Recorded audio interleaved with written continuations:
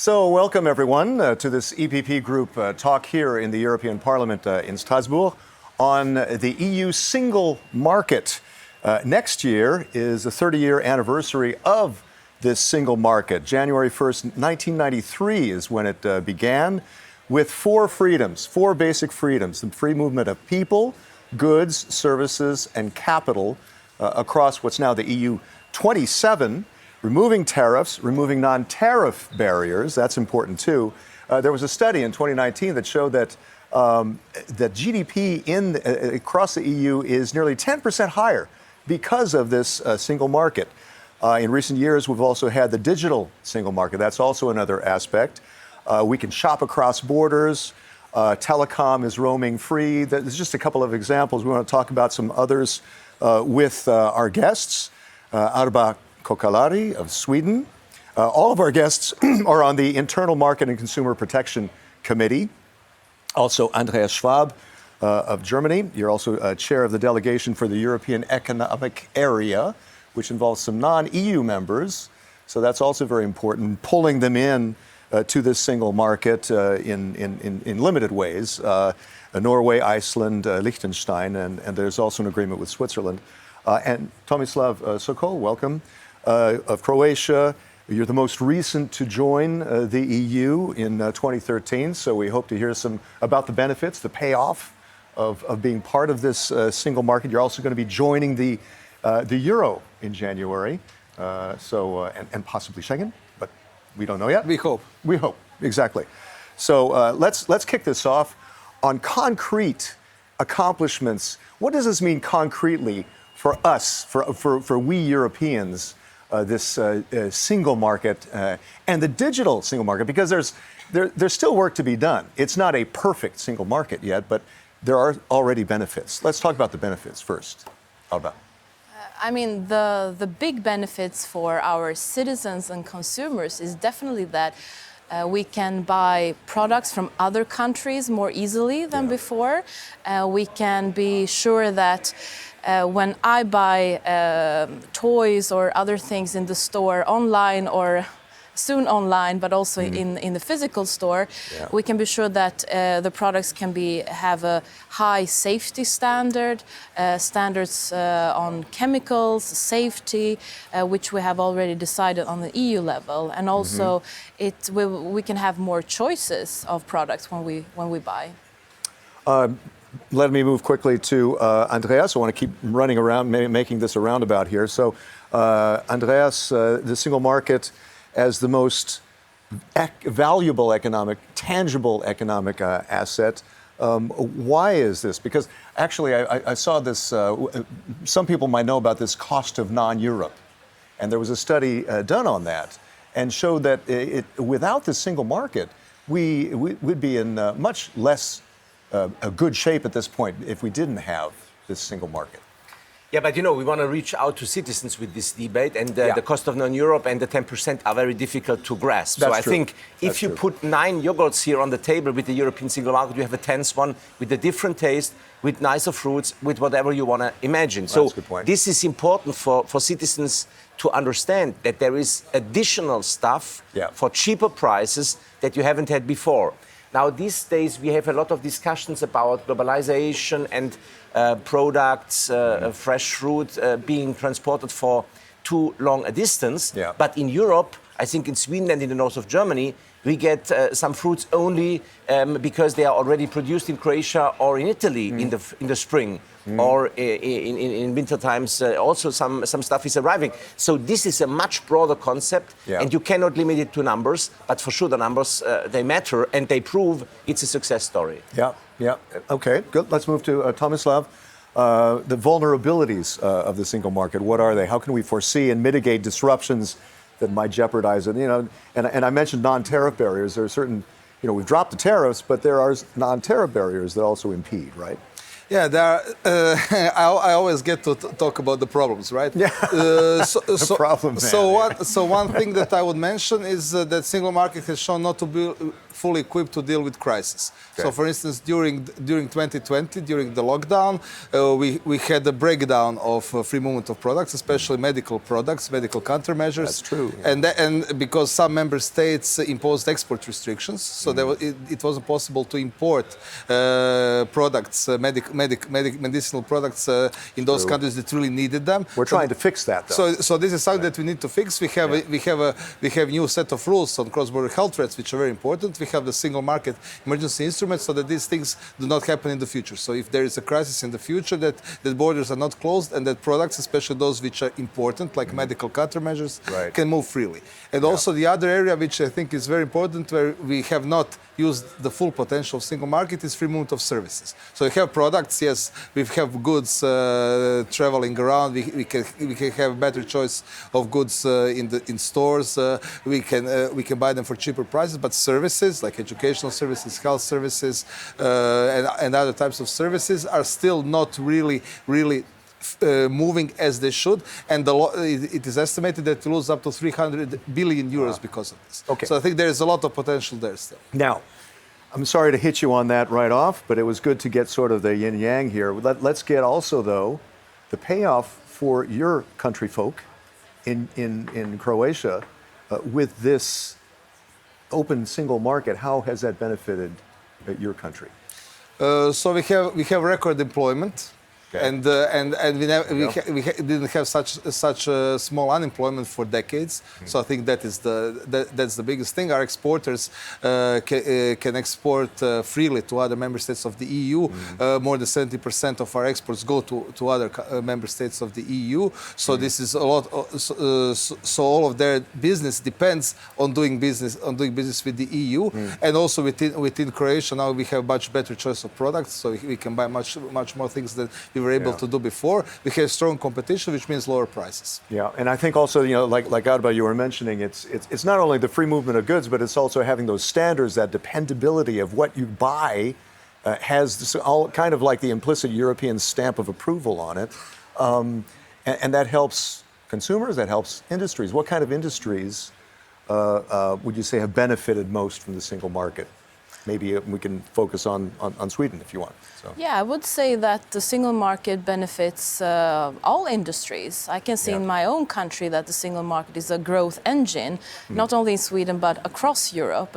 It creates jobs, it creates competition, as Tomislav said, and 9 out of 10 jobs created in the EU today are created in the service sector, which apparently now is lacking from being part of the single market. So the industry that are selling goods and products have benefited on this very, very well, but we need to make sure that we cut off the maintaining barriers, which is preventing our growth and new jobs to be created. What's an example of that? I guess they're non-tariff, right? Because we dropped the tariffs. Those are gone. But these non-tariff, what's that sort of? I would say that, for example, we have too much trade barriers on waste.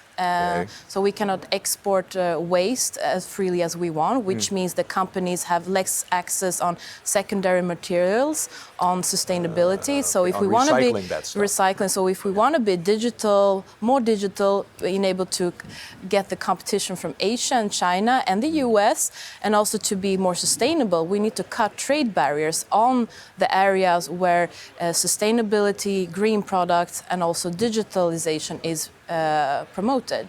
That's why we have to establish EU-wide better recycling rules. I mean, it's interconnected a bit. Andreas, what about new areas of interest? The digital single market. We have the Digital Services Act. I think that's part of it as well. This is something that's developed in the last recent years about speeding up this exchange and business activity and personal activity on the web. And this is a very important part of the single market, isn't it? Well, the unique chance we have is that we can skip the problems that Arba and Tomislav have described in a new area where member states have not yet that many laws, and we can really start from zero with EU laws covering everything. Good point. Like that, we avoid any discussion about tariffs. Like that, we avoid everything, because there is for sure plenty of problems still in the product sector as well. Services have been perfectly addressed. Internet is services, but it's non-personal services. And unfortunately, there is still that sort of fear if people are coming into the country with services that you don't know exactly, they have to be controlled. With digital, this doesn't happen because it comes to your machine, and the personal recognition is much more different. That's a chance for Europe to show that if we harmonize everything, if we have one law for the whole single market, we are much better off. Why? Because citizens from Sweden to Croatia can use the same service in the same minute, and the service providers, they know exactly that they have the same conditions for one service to be delivered all over the place. That's economically the best. However, we have to admit, some member states' governments will have less of power on this, and we don't like that, but we have to do it if we want to survive economically in the world. So you're saying there are no non-tariff barriers? I mean, we have dropped geo-blocking. That was a main thing as far as digital. But there is still IP rights. There is still IP rights, but this is, I would say, a small area. We have to work on this. But generally speaking, the big picture is on digital, we can start with one rule fits it all. That has some shortcomings, but the economic advantages are so big that we should focus on this and not complain on the difficult little small points that some people may have. Thomas, so what about digital services and the digital market for a country like Croatia? What opportunity do you see there in the single market? I think the first who benefit are consumers, because now they will have much bigger choice of services, because the market would open up. I think that's the crucial thing. That's the crucial point of having digital market sector, that we really open up the market so that it's not controlled by a few big players. And when the market opens up, then the prices and the quality should go up, and the choice, the offer, the possibilities that you have to choose different services are something that the Croatian consumers will strongly benefit from. Now, what about tangible benefits now that we've seen since you joined the single market in 2013? Right, that's almost a decade now. What payoff can you talk about on the digital side for the average Croatian?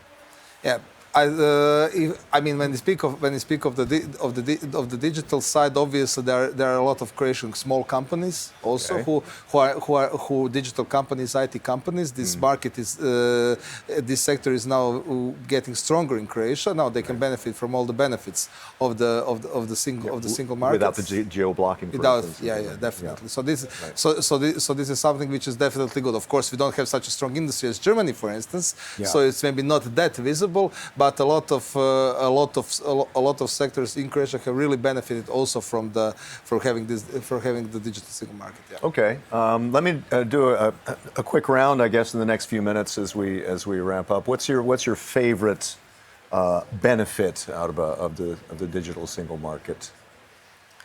Well, personally, my favorite is the roam like home function and data roaming, because we are usually traveling back and forth between different EU countries. Lots of Europeans do. Exactly. The borders fall when it comes to it really enables the free movement on digital. But I think if we're going to be successful in the upcoming 30 years, we need to continue to cut barriers and to see the technological development will make Europe thrive, and we have to be open to that and not see that as a dangerous thing or do protectionism to stop it. Right, that's true, because how do you overcome that kind of fear is among some people, either for their lives or their jobs or whatever, but it's important to talk about those benefits, and that's what we're talking about now, and that's why there's going to be a hearing in the European Parliament on that. Andreas, your favorite part of benefit of the single market, and maybe a quick word on the path ahead. Well, my favorite example is unfortunately an example where you have to conclude that it could be done better, because when Romania and Bulgaria joined the single market, I was very much aware, because I know a Romanian family, that they all wanted to buy second-hand cars from Germany. Because they were so cheap, so good, they all wanted to buy them. And then the Romanian government has made a law that has created an extra tax on second-hand cars from other countries to protect the market.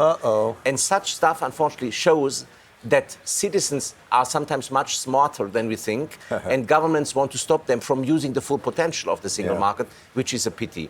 I personally like it very much because all the virtual effects are difficult to grasp. I very much like that in my little supermarket there are Italian sausages, Croatian specialities, every week something else that you have not had 30 years ago, and this is the huge benefit for everyone. Right, right, absolutely. Good point. Good point. Tomislav, your fave when it comes to single market and the path ahead. Yeah, I'll mention two things. So we actually didn't mention much free movement of persons, which is also very important. For instance, I did my master and PhD at K11 in Belgium. And this is, I think, a very good example of what the single market does for you, because you can go and live, work, and study in other member states under the same conditions as citizens of that state. And I think this is something which is very, very beneficial. I personally had great benefits out of that. And also one thing that when you speak of the path ahead, but that's also something very practical. So from 2024, we'll have single charger for mobile phones, for mobile devices. Yes. Good point. After that, just approved. Yeah, sometime after that also for laptops, and I think that is a really good example, so that we don't have to mess around have these different types of chargers lying around the house all the time, and also that's very good for environment because we will reduce the amount of waste that we are now producing. So I think that is also something very tangible, very beneficial, and very beneficial result of the single market. Okay. And a little bit more on the path ahead. What do we have to do, especially on these non-tariff barriers? You know, some people will say, single market? What digital single market when it comes to certain of these barriers? Yeah, I mean, member states have become more and more, how should I put it, creative in developing barriers which are not that visible. Yeah, like that used car tax over there. Yeah, for instance, because in the end, we have, so there are no customs, no measures having equivalent effect, no quotas, etc. But there are always some ways which member states use, which are not called barriers or quotas, etc., but which can have a detrimental effect to free movement. So things like that always exist. They will always exist, but it is the job of the Commission, but also of us and the European Court of Justice to control it and to penalize those who impose them. But I think in general they will always exist to some extent, but I think this is not something which is that important, and I think that all of the benefits that we gathered from the single market outweigh the problems that still lie. I just had a final thought. What about this hearing coming up in the European Parliament on the single market? What do you hope to see come out of that hearing? Probably some calls to change things, right? That we need to prioritize the single market, because that's the thing that's going to help us go through the economic crisis that we are seeing now coming up in many European countries. We need to focus on growth, and prioritizing the single market, cutting trade barriers will make us go through that crisis. Yeah, and I think it's kind of an awareness-raising thing, because I think a lot of people take this so much for granted. They don't even think about the single market. Andreas, what do you hope to see come out of that hearing? Well, I think, as Arba said, we should probably be aware of what we have achieved. Yeah. Because we can for sure improve there and this a bit, but this will not change anymore the basic picture. And the basic picture, I think, is that citizens have got much more freedom that they ever had before. And member states have granted that only because they were convinced in the 90s about the huge economic benefits. Without these benefits, that freedom for citizens to go wherever you want, as Tomislav has explained, would not have happened. And like that, Europe is also fun. Yeah, yeah. It's like that old 60s songs, don't it always seem to go that you don't know what you got till it's gone? Tomislav, what do you hope to see come out of that hearing? Yeah, I also would like to raise awareness in the Parliament, in the institutions where we work about the single market, how important it is, because, as you said, now it's taken for granted. We discuss a lot of things which are important, but we discuss a lot of global things which are maybe not that important, which are not impacting the life of citizens, everyday life of citizens that much. But single market is the basis for the entire European integration, is the basis for all European policies, for the freedom that Andreas mentioned, and we should work to even strengthen it more, but we should also be proud of what we achieved so far. It's the basis, it's a cornerstone, it's very important. Thanks to Arba, Andreas, Tomislav for the CPP Group talk here in the European Parliament. Hashtag EPP Group at EPP Group for looking any further for what is going on, the activities of the EPP Group. Also, eppgroup.eu. Keep that in mind. So, my name is Chris Burns. We'll see you next time.